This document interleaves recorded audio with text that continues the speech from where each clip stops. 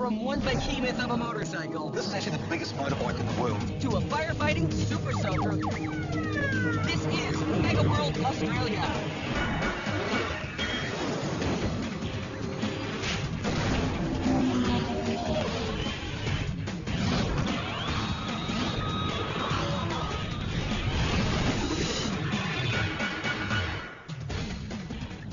Hey everyone, welcome to Mega World Australia. I'm Kevin Brosh, just kicking back in the land down under, and let me tell you, this is a young, vibrant country where people really pride themselves in taking on big challenges. Case in point, Ray Bauman. This guy is a professional daredevil who's broken more than a few world records for jumping vehicles. He's also broken more than a few bones while trying to set those records. We met up with this guy as he was rolling out his latest creation, the world's largest motorcycle, and its goal is to crush anything that's standing in his way. If you're driving around in Western Australia, please be extra careful. You see, Ray Bowman and his monster motorcycle may be lurking. This is actually the biggest motorbike in the world. We can run over cars, we can smash through caravans. So the idea is to really get out there and just create some havoc with it. In true to form, Ray Bowman is about to create some serious havoc for us. You see, after years of performing death-defying jumps, he's taking on a brand new project. And not surprisingly, it's one of a kind. Well, the amazing thing is when you're building something like this, there is no plans. It hasn't been done before. And we have the basic design right, which was very simple, keep the weight down low and have it on a big footprint. And big does not even begin to describe this 13-ton behemoth. The tires alone are more than a meter wide. The tyres are actually 58-ply walls, so there's no worries about rubbing up against a curb or anything else like that. We've used second-hand ones for two reasons. One, they're more flat. And the reason, it just gives it more stability. And the other reason is that, well, they're about 60 odd grand or something for a new one. Now, it's not easy being a daredevil on a shoestring budget. Ray's garage actually doubles as his home. He and his crew have built this bike from scratch with little money and a lot of know-how. Well, because we're pushing around 13 tonne, we wanted a motor that's very torquey. So naturally we went to a diesel. Now, diesels are usually pretty quiet, rattly, they sort of don't have that super tough sound about them. So we picked the two-stroke jimmies, what they call the screaming jimmies. These things just rev, but they sound absolutely fantastic, make a hell of a lot of noise. Just being able to see over this monster, let alone driving it, requires a custom cockpit. This is where it all happens, eh? We've kept it very simple because I've got to ride it. Now, we've just got our regular gauges, of course, oils, temperatures, all those sort of things. This here is what I grab hold of. Because when we're flipping around everywhere, it's like a rodeo ride, so I've got to hold on it. And of course, this is the best part. This one here I pull up, and this just gets me into my riding position. And now I can see where I'm going. Just ride around. Ray has always had a go-for-it approach. That's what got him into car jumping.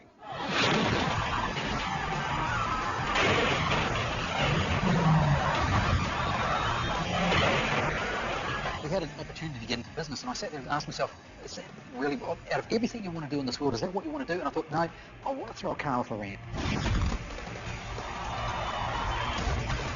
Set a goal to break the world record, the Guinness Book of World Records, to jump over the most amount of cars. The jump took place at an old airstrip. Of course, he came down nose heavy, tore the car in two.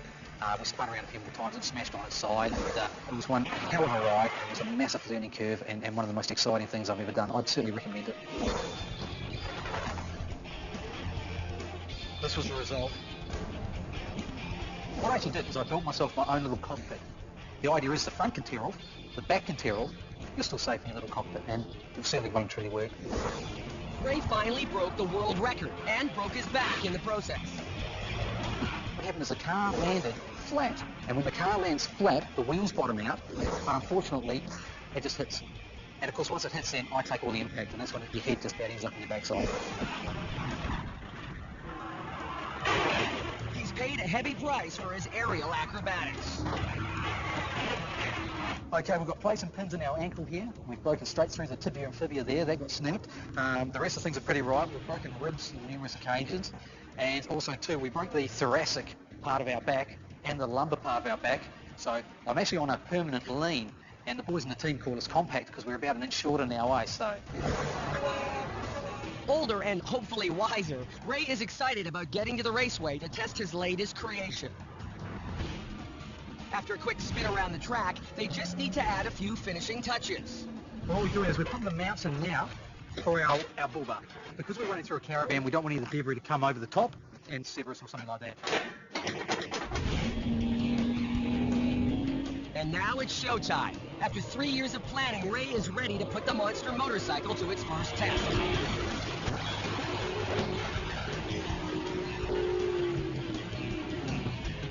That's beautiful.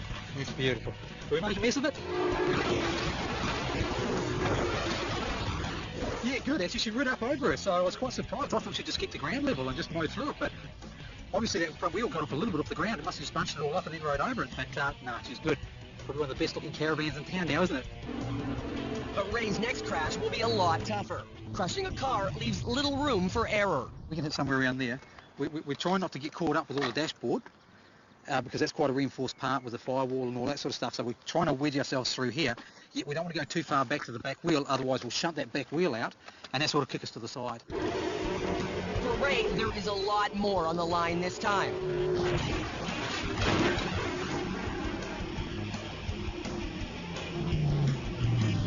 You see how he almost takes a nasty spill, but he manages to maintain control of the bike. Oh, mate, what a little darling. What a darling. As you can see, we ricocheted off. She went to go over, but she just drove herself out, mate. She is an unbelievable bit of gear, mate. Well, actually, believe it or not, we're not far off.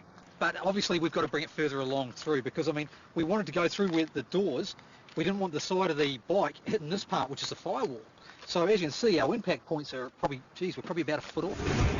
While the impact may not have been perfect, Ray and the bike are none the worse for wear. Today was a fantastic day for us because results is all that counts in this world, and we got the results we were looking for. We had a couple of smashes and they all worked out well. The bike worked extremely well. So what's next for Ray? Well, he's not saying just yet.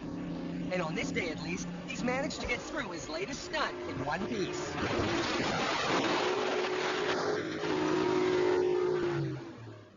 Oh man, did you see that bike? That thing is brilliant. How would you like to ride that to work for your morning commute? Traffic jam? I don't think so. Now here in Sydney, they have a slightly more sophisticated way of making sure that people get to work on time in the morning, and it all has to do with this 50,000-ton steel structure right behind me. It's the world-famous Sydney Harbour Bridge. Sydney Harbour at dawn. The world's largest steel arch bridge towers above the city, waiting for the daily commuter assaults. Now, over the next 4 hours, 100,000 vehicles will rumble across this 75-year-old structure. It's Tuesday. Yesterday was a quiet day. Today, it looks like they've all decided what business they didn't do yesterday, they're going to do today. Now, all that traffic would soon grind to a halt if it weren't for Lindsay Heckendorf and the RTA, the Road and Traffic Authority. Each day has got a personality, you know, but sometimes you don't know which personality it's going to adopt until they show you. It looks like today's going to be a busy day.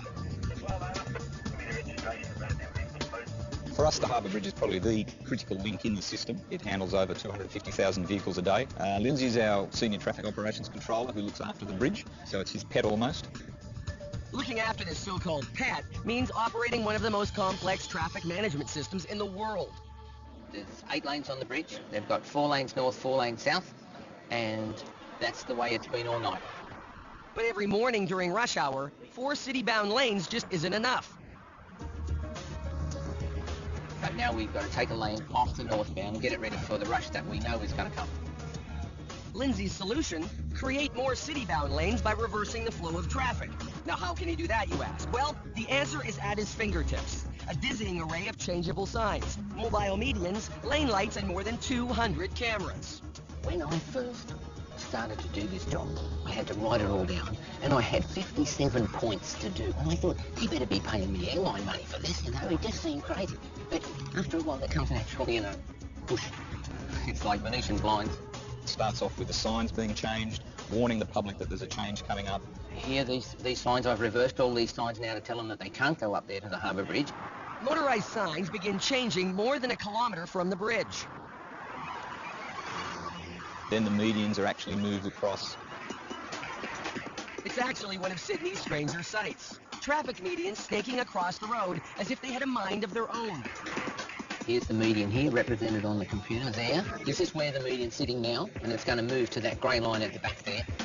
With just a nudge of his mouse, Lindsay can actually move a median and close a lane. Everybody wants to be the last one to go in the old way. It's got a caterpillar track underneath. It's got an electric motor. It just claws its way across. Because it's pivoted at one end, it can only move left or right depending on which way we send it.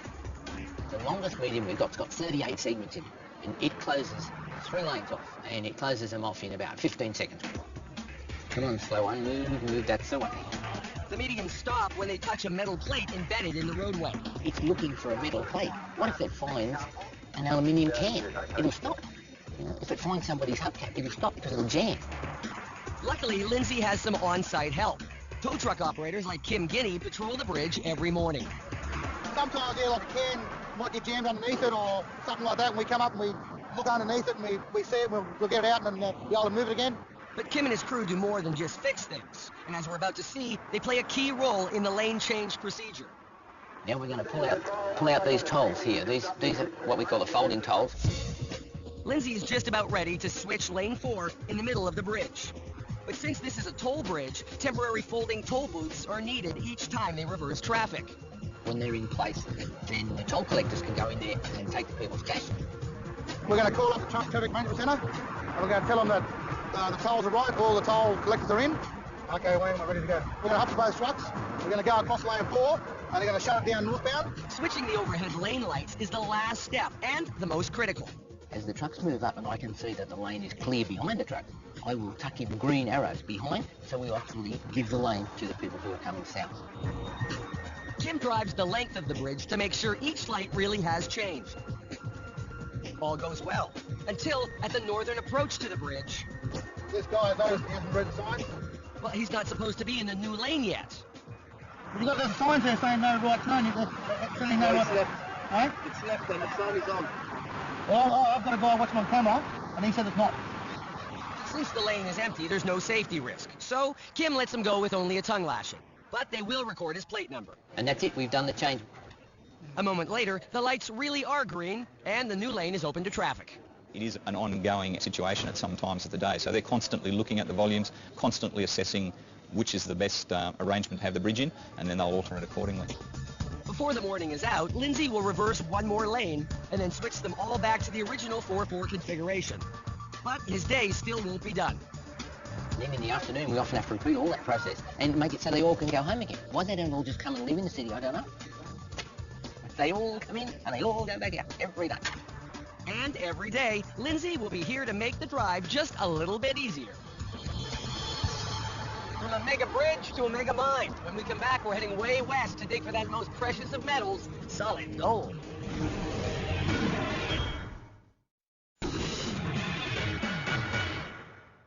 All right, welcome back to Mega World, Australia. See that gorgeous gold tower behind me? Well, that is called Centrepoint Tower, and that tells you that I am in the heart of Sydney's financial district. This is where all the big money deals go down here in Australia. And behind all that money is gold, precious ore from Western Australia's Golden Mile. That is the name given to one of the world's largest gold deposits, and you can find it right here in Oz. It's a massive place where giant machinery hauls rock and ore out of the ground 24/7.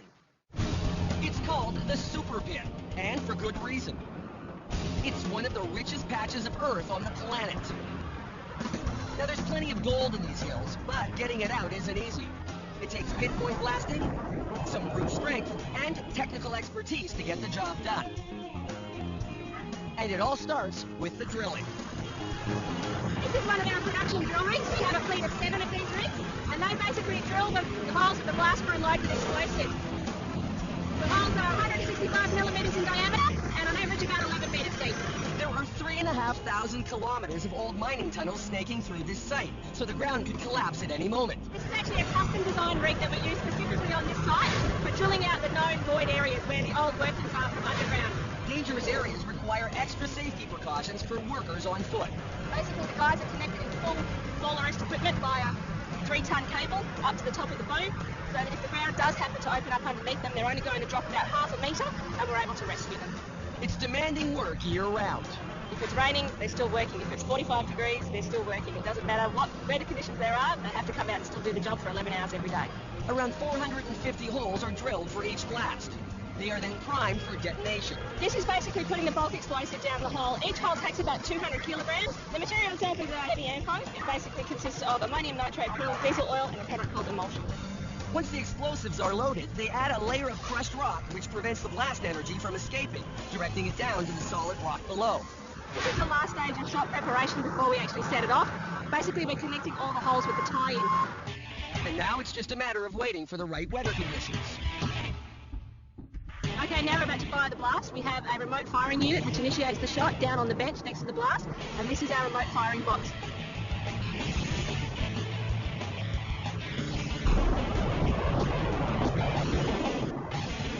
Once the area has been declared safe, it's time to start the loading and hauling.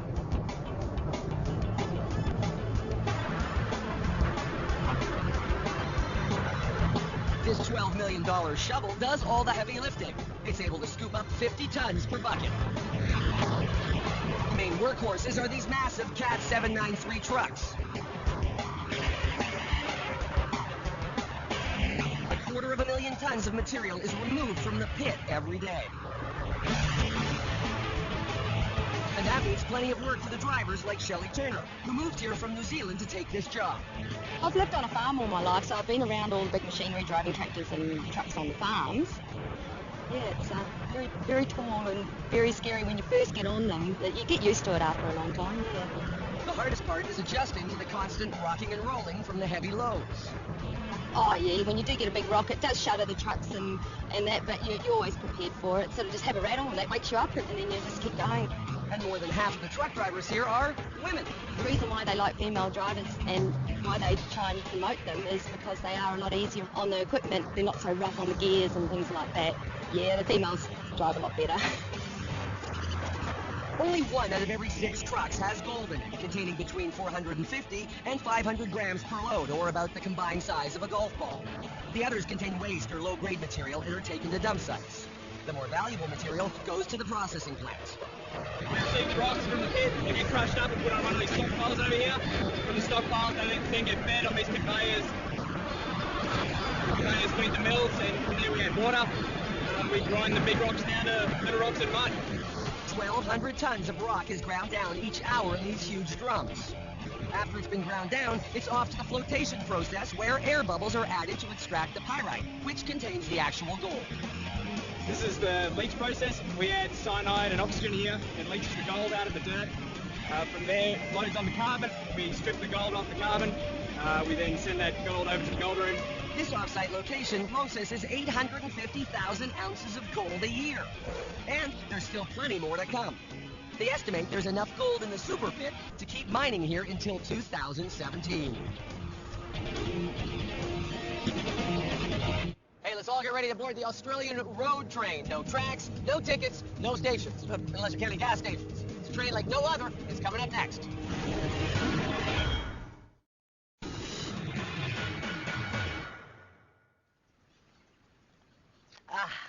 Welcome back to Mega World Australia. I'm Kevin Brosh. You know, you get out into Oz's open roads, and sometimes you can drive for hours without seeing a single soul. It's also where you might encounter some of the biggest trucks in the entire world. Some of these things up to 5 trailers long. Man, these truly are the massive machines of the outback. This is how Michelle Williams starts her day. Checking the tyres, make sure they're round, not square on the bottom.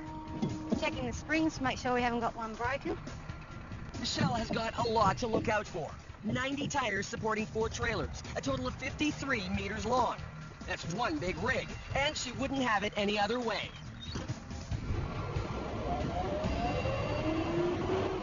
I think I was born to drive. I like driving around, look at the scenery, get paid to have a good time, really.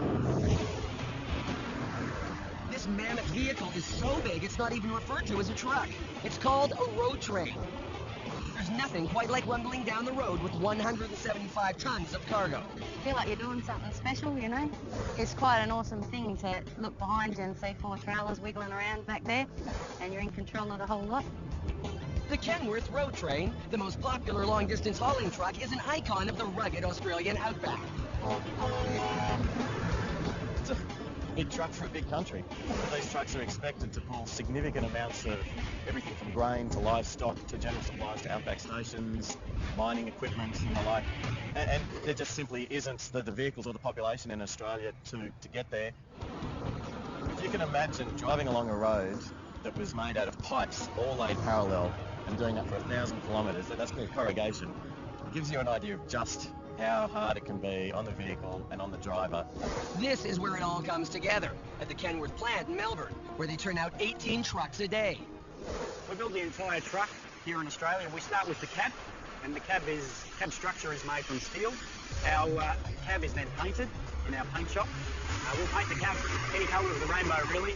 The cab is then sent down our cab trim line, where the interior and the exterior components are installed. And meanwhile, the frame is being assembled, where the piping is installed and the front and rear axles are installed. And then we trim up the engine and install the engine into the chassis. That's followed by the radiator and the cooling package, then followed by the exhaust and the air intake system. It's at this point where the cab and the chassis meet up for the first time at cab drive. And then on the final line, we install the fuel tanks, we install the wheels, we also put the hood on, and then start it up for the first time and drive it offline. It takes 6 days to build from start to finish.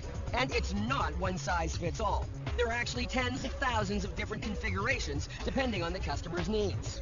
There are certain standard features like 600 horsepower engines, radiators 5 times bigger than a car engine, and heavy-duty chassis and suspension to carry the big loads. Large mining road trains can pull up to 400 tonnes. Okay, they can have up to 5 trailers and 150 wheels in some setups. With gas stations few and far between, most road trains are fitted with 6 fuel tanks, capable of carrying 1,500 litres of gas. They can travel 3,000 kilometres without filling up. As for durability, Kenworth has built 30,000 trucks since 1974. 80% are still on the road today. Drivers have to be on the constant lookout for wildlife. We have a lot of kangaroos and emus out here, dawn and dusk. For the better part, they'll move if they see you coming. Yeah, you don't stop and you don't go around them. You lose control of the vehicle. You're the one they end up carting away. These days, Michelle is doing mostly short-haul trips. Here at the mine, it's self-serve.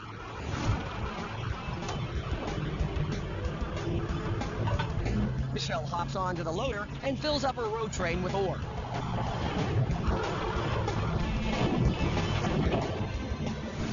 It's just a half-hour drive back to the yard. She doesn't even have to leave the truck. It self-tips. Then it's back to the mine for another load. I love moving. I've always loved driving, from first car to truck. So yeah, I couldn't imagine sitting in an office that way. The road train is her office, and it will probably stay that way. You see, Michelle's fiance also drives a road train. They hope to run their own fleet one day. In the meantime, she's quite content just to be rolling down the highway. Well, I guess you could call Michelle the queen of the road. Now get ready to meet the king of the road, because when we come back, Fire King introduces us to some hot new technology.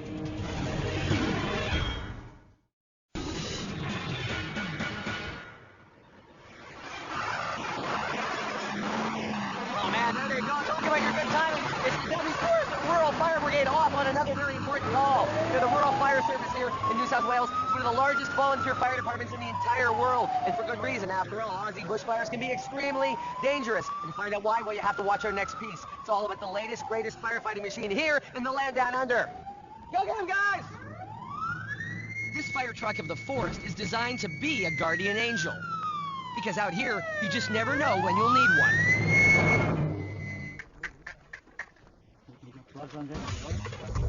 This is the start of a prescribed burn. The government forest agency is starting a fire to get rid of what's known as fuel load. It's all that underbrush and forest litter that goes up in seconds. If a bushfire should break out, it now won't have all that fuel to feed on. The burn is supposed to stay on this side of the road, but some embers fly over. A plantation catches fire. Dry needles and lower limbs speed the flames. Unchecked, it's a disaster. The Fire King rushes to put it out. Over 600 meters of hose delivers water at up to 250 psi. They can shoot a strong water jet well over 15 meters. Within minutes, the fire is out. On this day, it ends well.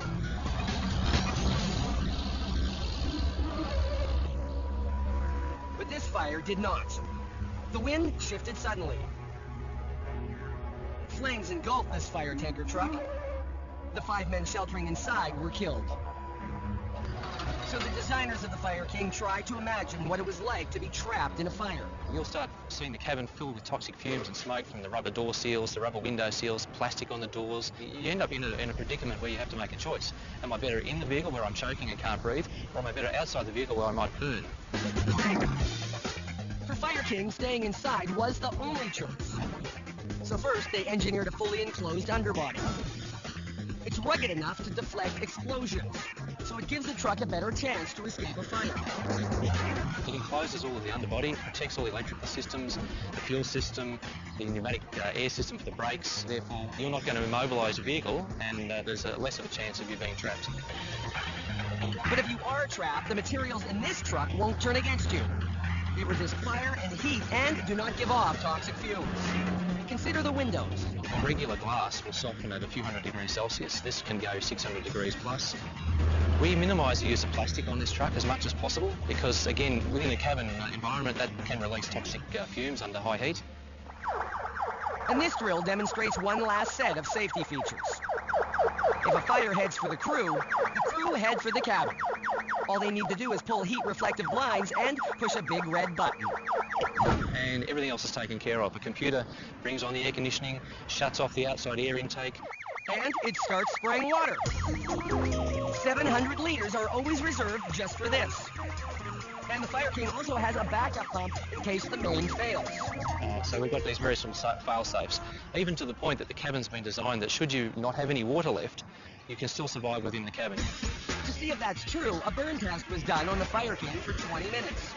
That's the estimated length of time a crew would have to shelter in a burn-off. We simulated a real bushfire by creating a very large ball of flame away from the truck and slowly building the intensity of that flame up. And then we turned a second set of burners on, immediately adjacent to the truck, which completely immersed the side of the truck in flame. For 1 minute, the hottest part of that flame burned at 1,000 degrees Celsius. Yet the temperature inside rose just 20 degrees. The test certainly proved that the vehicle cabin was completely intact and that the crew that may have sheltered in that cabin would have survived, both from a temperature point of view and from toxic gas exposure. And to all of our surprise, the truck started up and drove away at the end of the test. The Fire King is not only safe, this 14-tonner also has special features to handle the rugged bush. Enjoying the ride here is Kevin Brown. He's the first firefighter in Australia to run a fleet of these. We have 4-wheel independent suspension.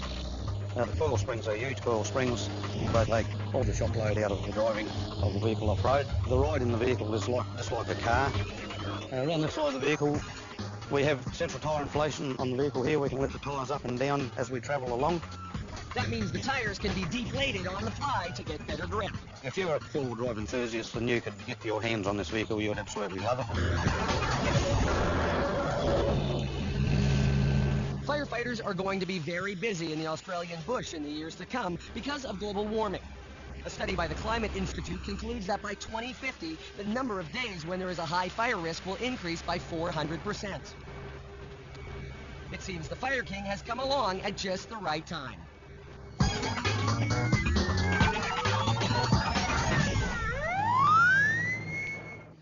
I'm telling you, you never make fun of the rural fire service here in Australia.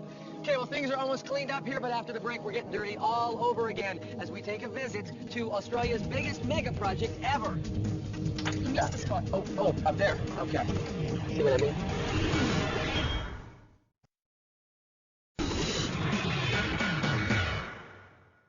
Hey, welcome back to Mega World Australia. Kevin Brush here on the road to Melbourne, and judging by the shape of things, I only have 800 plus clicks to go. What was I thinking doing this? I don't know. You know, chances are before any of these cars actually make it to Melbourne, they're going to get caught up in a major traffic jam. That's because Melbourne's sort of known for its traffic tie-ups, and for years they've been talking about making a superhighway to the city to sort of speed things up and getting there. Well, guess what? It's already in the works, and it's become Australia's biggest mega project ever.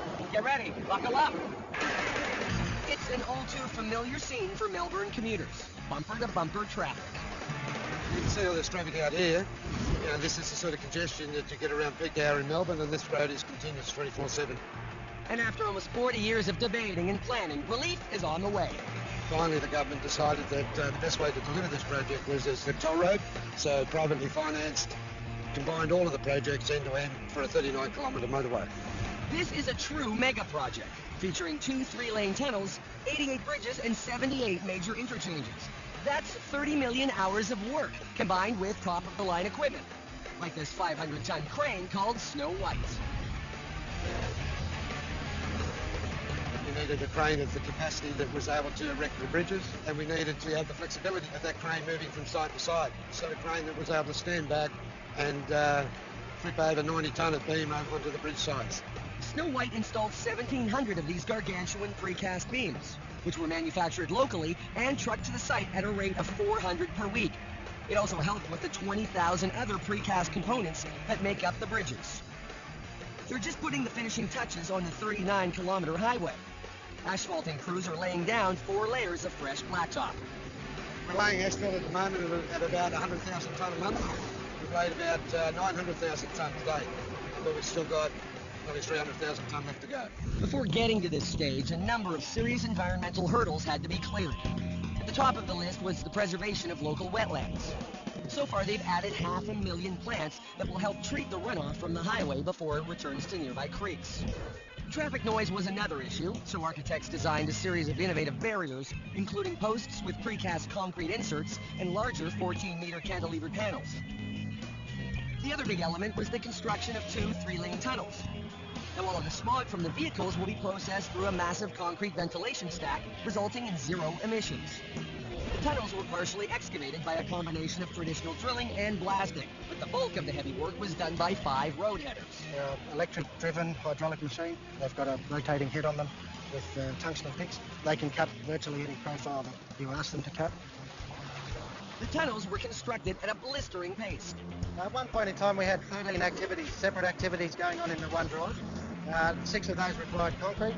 At one end of the drive, we're still carrying out excavation. All those things were all happening at once, and you've only got 2 entrances, so it was very busy in here. Boyd is still blown away by the amount that was done in such a short time without any serious injuries to the workers. Immensely proud.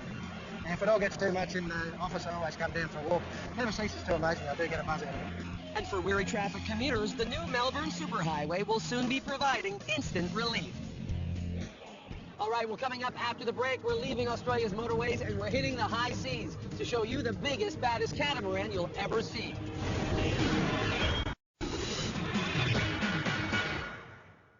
All right, welcome back to Mega World. You know, the great explorer Captain Cook set sail from England in the year 1768. 2 years later, what did he discover? This great place, Australia. It's amazing to think that he did it all from a ship very much like this. This is, in fact, an exact replica of the HM Bark Endeavour. It's amazing to think that it's only about 100 feet long. Imagine sailing to the other side of the planet in something this big. Now, today, the ships coming out of this part of the world are giants, including this one you're about to see, which is as wide as this ship is long. This high-speed catamaran, the Incat 112, is like no other in the world. It's a ferry that can carry 1,000 tons and go 40 knots. That's sort of like a car carrying 147 elephants doing over 70 kilometers an hour. And the merchants of this speed, the boat builders, are Incat of Tasmania. So what makes them so swift? Well, the company motto says it all: reduce weight. Weight is very critical. We can't get our high speeds without having the boat light. A high-speed craft relies a lot on generating lift to get its high speed. So as the boat increases speed, the hull actually raises up out of the water. And of course, if the boat was too heavy, we wouldn't get that dynamic lift. It would just stay stuck in the water, essentially. And this is what is most responsible for getting a ship that's the length of a football field up and flying. Aluminum. It varies in thickness from 2 millimeters in the roof to 40 millimeters in the keel. But in a couple of spots, it can be 200 millimeters. That's more than 8 inches of metal. They analyze the ship for stress, and that determines the size of aluminum that's needed. Compared to steel, we can make a boat that's about 50% lighter. Aluminum is so light they can pre-assemble whole sections. But the metal is also tricky to work with. There are 2 obstacles. First, it's not easy to weld. Aluminum has been Maurice Harvey's life's work. The supervisor has welded it for 27 years. It is not as forgiving as steel, and it's not something you can pick up in 5 minutes, whereas welding steel you can. He says the problem is it shrinks. The welding torch superheats it to 300 degrees Celsius. Then the metal cools quickly. In the process, it can shrivel by as much as 6%. That's why this workstation requires at least 10 years of experience. This is the jet duct, part of the system that gives the ship its dramatic thrust. It's made of thick plate because it's going to face a lot of stress. Clearly, the welds will too. So, how does INCAT make sure they hold up? I always say aluminium's got to be that clean you can eat of it. If you eat of it, you can weld it. In that way, no contaminants can weaken the weld. A good welder with a lot of experience welding aluminium, he doesn't always look at the dials and amp meters on the machine, he listens with his ears. And you can tell by the little crackle, and I call it the egg and bacon crackle, whether that weld is fusing right and whether it's going to be a sound weld. Nonetheless, an X-ray has the final word. It's looking for holes in the weld. Aluminum releases hydrogen gas as it melts, so sometimes it gets trapped when the metal hardens, and that is a defect. Then there's aluminum's second challenge, seakeeping. That's what they call how a ship performs in rougher water. Because it is light, the catamaran is prone to larger motion, and this can cause seasickness. So INCAT took their wave-piercing pontoons and spaced them further apart. Then they improved that bulge in between the pontoons called the center bow. A conventional catamaran would generally tend to nosedive, but the center bow prevents that. It gains buoyancy very rapidly to prevent the nosedive. Finally, they added a motion dampening device called a T-foil to the bottom of the boat. Once deployed, a computer adjusts it to meet any sea change. It actually has programs that predict what waves are coming and what motions the boat's going to have so it can reduce those. We've used in what we call MSI, which is Motion Sickness Index, and basically it's an indicator of how many people would get sick over a 2-hour period. And we've reduced that motion on the 112 by around about 20%. So they reduced even more weight. A lot of the boat is unpainted, and that saves 15 tons. The designers are also finding lighter parts. Carbon fiber shafts for propulsion save 3 tons. And the latest diesel engines also save weight. You compare them to some big ships and you're talking about 100 tons for the engines. These ones come in at around 46. So they're half the weight. INCAT has 4 of these, generating 48,000 horsepower. It helps that the engine is fuel efficient. It's got a burn rate that's about 8 or 9% more efficient than the previous generation of engines. That'll save millions of dollars a year. Indeed, its overall lightness means the 112 will save a bundle in fuel. There was a launch ceremony for the 112, a chance for the owner of INCAT to brag. We launched tonight the world's largest and fastest diesel-powered catamaran. And most importantly, we launched tonight the world's most fuel-efficient fast ship. 1, 2, hey. A Japanese ferry company proudly bought the first ship. It'll carry 800 passengers and hundreds of vehicles. The Japanese believe it's fast enough to win back customers who switch to air travel. They christened it Deira, a word meaning wind. The INCAT 112 has since lived up to all the hoopla. It's completing a route that is 113 kilometers in 1 hour and 45 minutes. And that is half the time it used to take. Now, did you catch the way that catamaran was flying over those waves? Unbelievable. You know what else is flying right now? Our time. It seems like we're just about done here, but it has been a wild trip through Australia. Think about it. A giant motorcycle, truck driving in the outback, forest fires, and the beauty of Sydney Harbour. I hope you've enjoyed it. I know I have. Can't wait to come back. Thanks for watching Mega World Australia. I'm Kevin Brosh. See you next time.